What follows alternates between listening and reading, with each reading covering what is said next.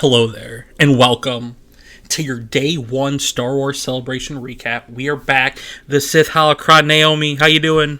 Burned as hell. Yeah, very burnt. Very burned. And the Jedi Holocron Tyler, it is I. And we are incredibly hyped right now because one thing just happened. If you are listening to this, that means Obi Wan Kenobi is out 3 hours early. Instead of dropping at midnight Pacific time, it's dropping at 9. They just did a screening of Kenobi at the convention center. If you got into the panel this morning, you got him. We unfortunately did not get into the panel, disappointingly. But then we just got back from In-N-Out Burger and saw on the Twitter that it's dropping early. Because this needs to be seen. It needs to be seen. Desperately. How you feeling? You know, pretty good. We're 20 minutes away from Obi-Wan. We're 15 minutes away from Obi-Wan, actually. Insanity. If you see this video, that means Obi-Wan is live. Yes. Period. Because I can't get this up in 15 minutes. Yes. We're recording from our hotel room right now. Yes. You might have seen our shorts today. We were here at Celebration. It's exciting times. Mm-hmm. So yeah, what were your thoughts on Star Wars Celebration Day 1? A lot of pain.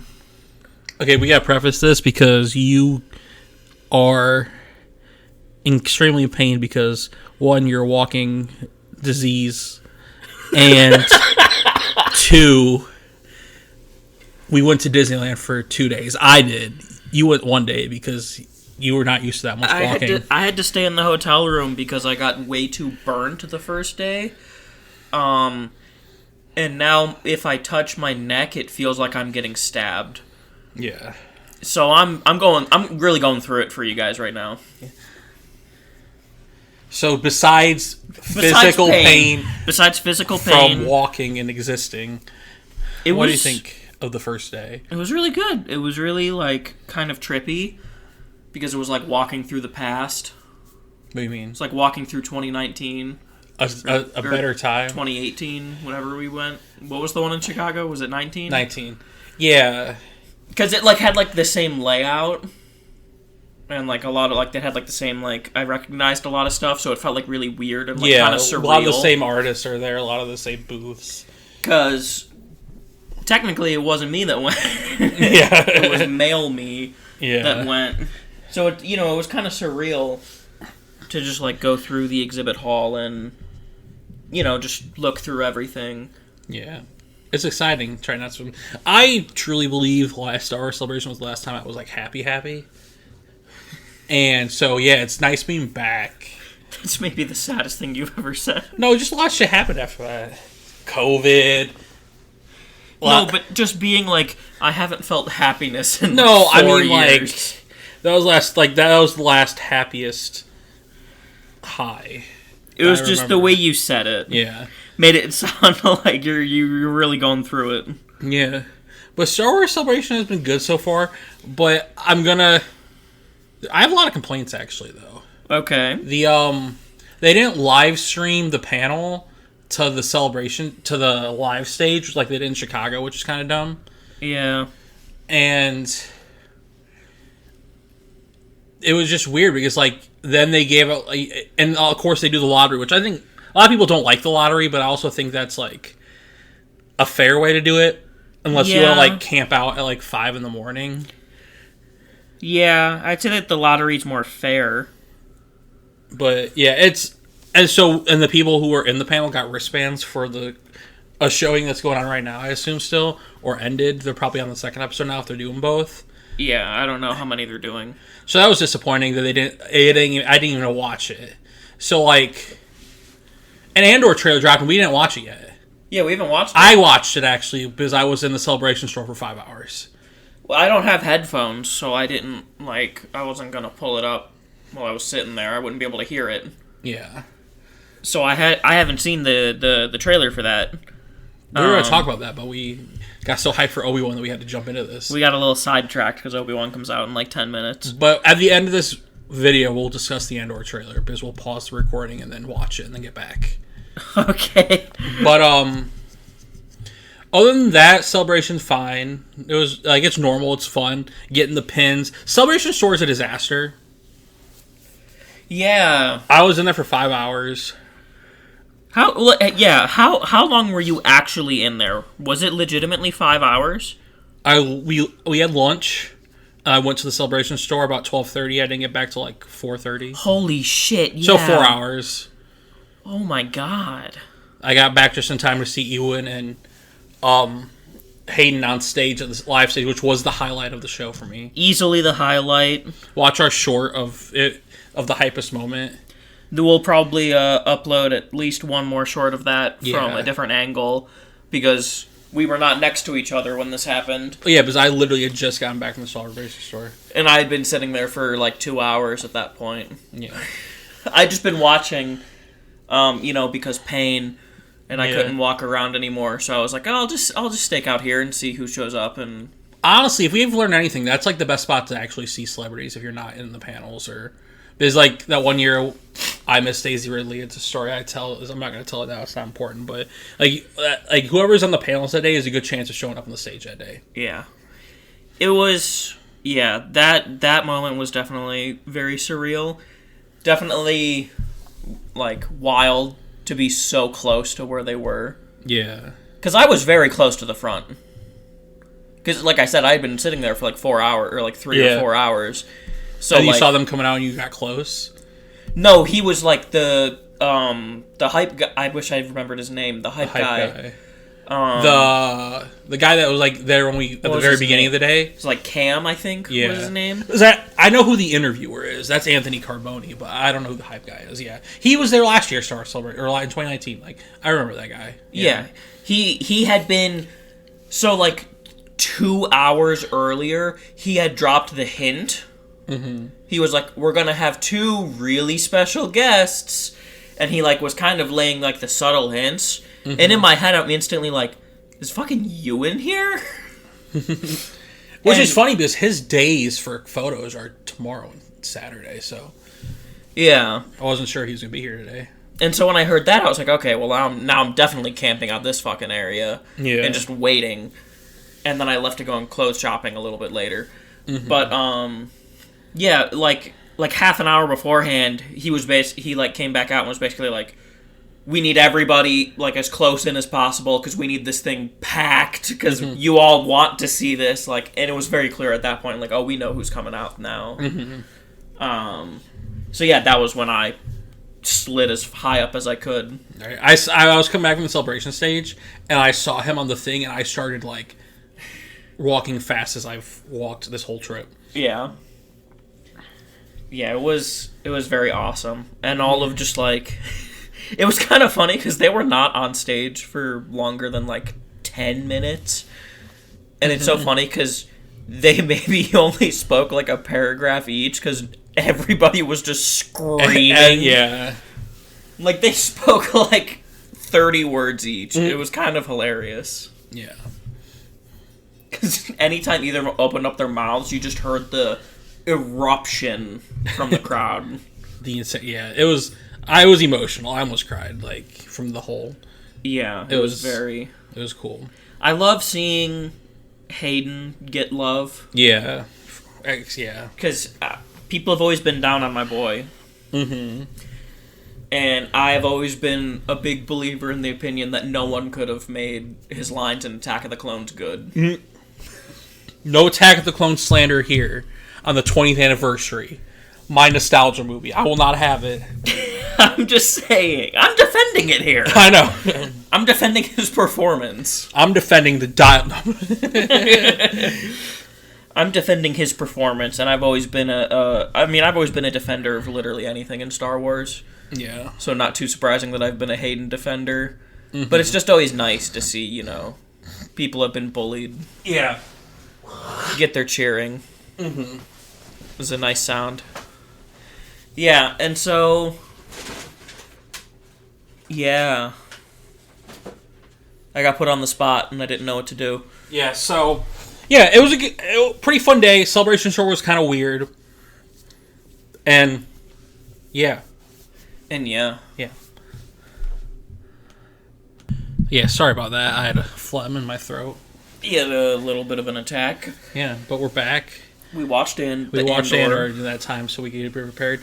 But yeah, Celebration Day 1 been fun. Obviously, as most of the time, Celebration has some weird like production problems with like the Celebration store and like the live stage thing, not the panels. They didn't have the refillable cups this year. No, I didn't even look. That's not surprising.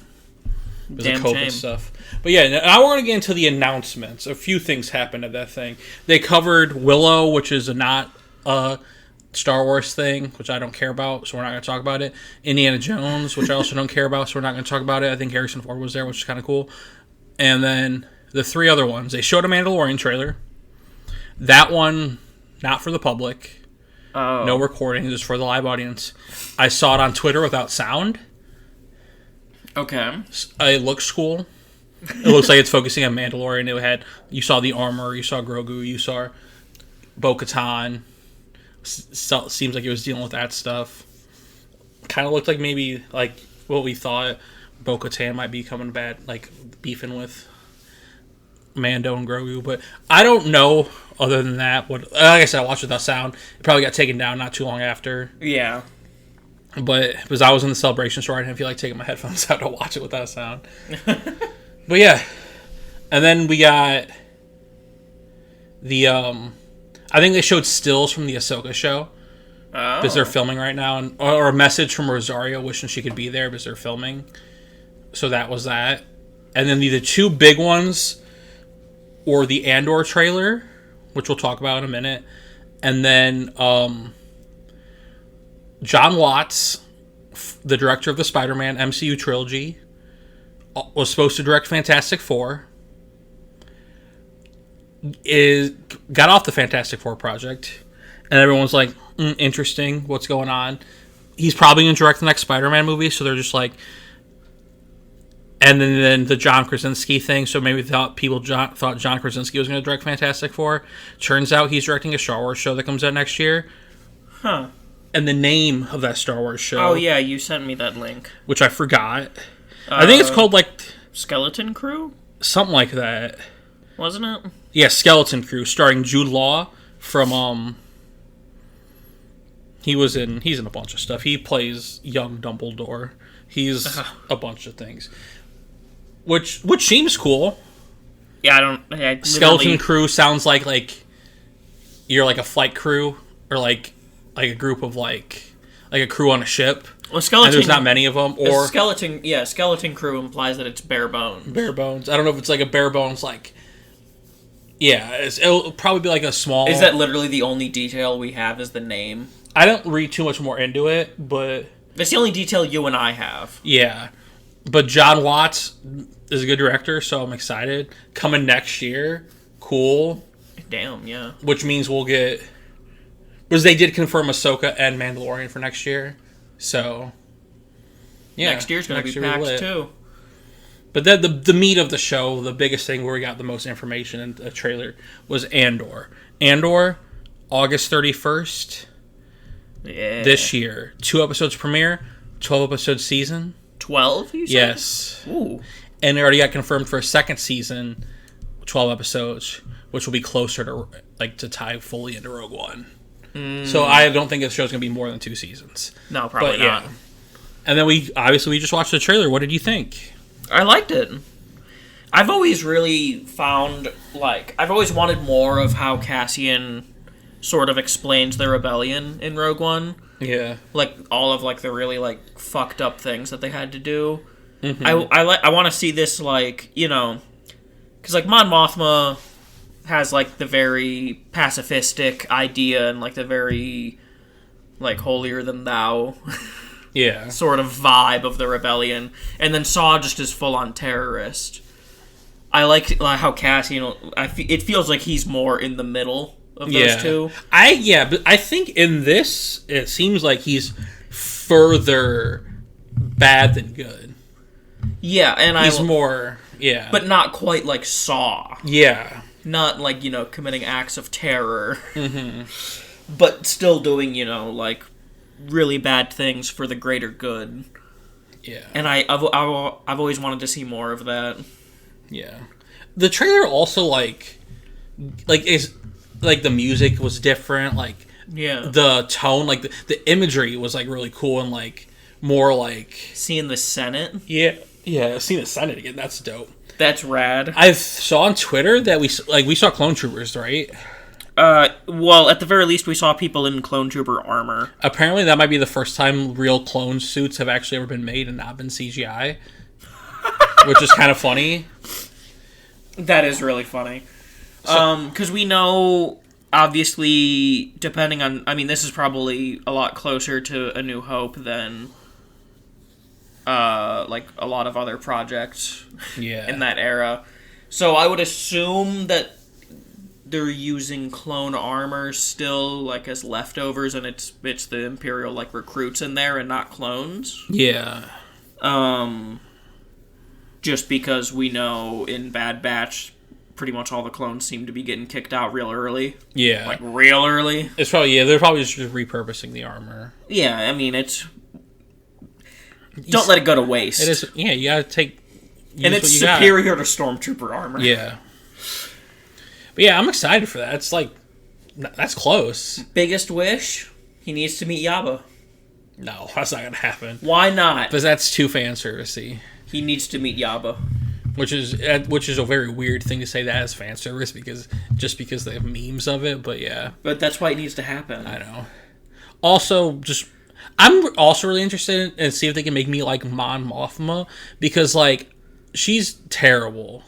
But, like, she's serving. Like, she hot. Like, why is she so hot? Well, it's one of those things where, like, I don't really like her because I don't like the whole, like, goody two-shoes thing. But also, like, I feel like she kind of really gets this shit end of the stick in, like, Disney era, how she just kind of is the one pinned with all of the problems of the New Republic. Yeah. Like, it really feels like they kind of just were like, well, shit, we need the New Republic to fail, so how does it fail? And it was Mon Mothma's fault. Yeah, so hopefully we get more Mon Mothma flesh in that. Maybe they explain that a little better, like why she was so, like... I just don't think you should be leading a, like, that type of rebellion when you're a pacifist. Yeah. So is this Mon Mothma pre-Rebels? I would assume that this will be basically leading into Rebels. Yeah. Because we see her in the Senate, and she was talking about how she was being targeted. Mm-hmm. And we see in Rebels, Phoenix Squad helps, like, get her out after she was, like, targeted in the Senate. Yeah. So, yeah. Shit, it's gonna be wild. But, yeah. Andor looks good. I'm excited. Yeah.